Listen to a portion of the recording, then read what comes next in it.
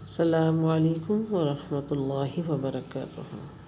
نبی کریم صلی اللہ علیہ وآلہ وسلم کی سیرت مبارکہ کا خوبصورت واقعہ۔ قافلہ بھی شہر سے تھوڑا پیچھے تھا کہ موسلادھار بارش شروع ہو گئی۔ اونٹوں پر لدا ہوا سامان تجارت جو کہ کھجوروں اور اناج پر مشتمل تھا بھیگنے لگا۔ بارش سے محفوظ جگہ پر پہنچتے آدھا مال بھیگ چکا تھا۔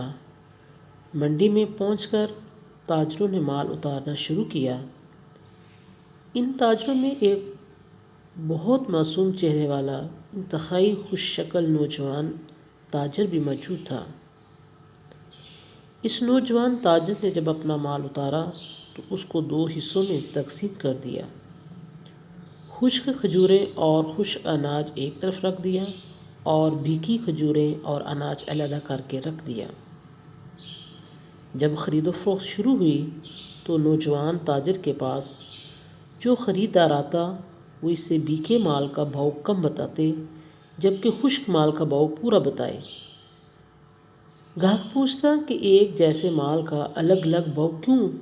تو وہ بتاتے کہ مال بھیگنے سے اس کا وزن زیادہ ہو گیا ہے، خشک ہونے کے بعد وزن کم ہو جائے گا، یہ بددیانتی ہے۔ لوگوں کے لیے یہ نئی بات تھی۔ تھوڑی ہی دیر میں پوری منڈی میں ان کی دیانتداری کا چرچا ہو گیا۔